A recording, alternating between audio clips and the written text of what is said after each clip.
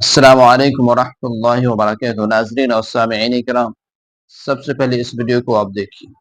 ये हज़रत जो बयान कर रहे हैं, इस बयान को सुनिए और क्या कह रहे हैं कमेंट बॉक्स में आप कमेंट करके ज़रूर अपनी राय पेश करें। पहले इस बयान को मुकम्मल सुनिए। मेरे पास विकल्प ये है, मैं भी पुलिस के पास जाऊंगा। मैं भी वो फोन नंबर्स दूंगा पुलिस को जिन फोन नंबरों से मुझे धमकियां मिल रही हैं। तो किसके खिलाफ एफआईआर करेंगे आप? अखिलेश यादव के खिलाफ करूंगा, डिम्पल यादव के खिलाफ करूंगा, चूंकि कार्यकर्ता तो उन्हीं के हैं ना। तो अब इसमें क्या ढूंढा जा रहा है, धार्मिक एंगल आपको लगता है?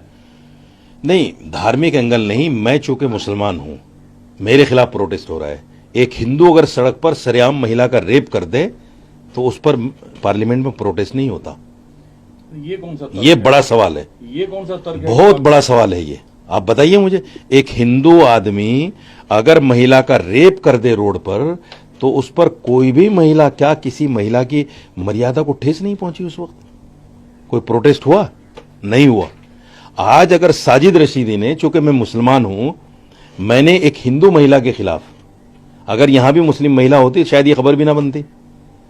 हिंदू महिला के खिलाफ मैंने बोल दिया और एक सांसद बोला था आपने? ना, बिल्कुल नहीं बोला। मैंने तो इस्लामिक मान्यताओं को सामने रखते हुए बोला है। अगर वो हिंदू मुस्लिम महिला भी होती तो मैं तब भी बोलता। तो महिलाओं की भावना आहत हुई है तो माफीनामे में कोई हर्ज है?